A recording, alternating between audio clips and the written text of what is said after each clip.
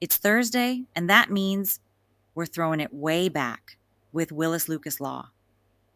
Today, we're traveling to the early 1800s, to a time when the United States was still figuring out how its government actually worked.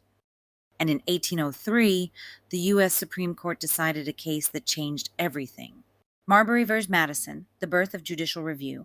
But this wasn't some dramatic showdown between Congress and the president. No, it started with a very ordinary government job. William Marbury had been appointed as a justice of the peace by outgoing President John Adams, one of the so-called midnight judges, appointed just before Adams left office.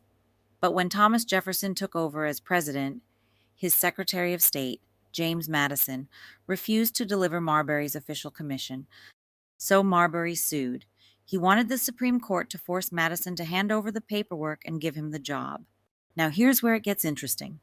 Under the Judiciary Act of 1789, the court actually had the authority to issue that kind of order, or so they thought. But Chief Justice John Marshall saw a bigger opportunity. In a bold move, the court said, Marbury has a right to the job, but the law giving us the power to enforce it? That law violates the Constitution.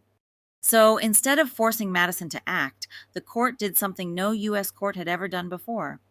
It struck down a federal law as unconstitutional. And just like that, judicial review was born. From that moment on, the Supreme Court and the entire judiciary had the final say on what the Constitution actually means. It was a total power shift. The court wasn't just reacting to the law anymore, it was now the ultimate interpreter of it. And that power still echoes today. Whether it's civil rights, abortion access, immigration, or executive authority, judicial review is the tool the courts use to check the other branches of government. One broken promise led to one of the most powerful principles in American law.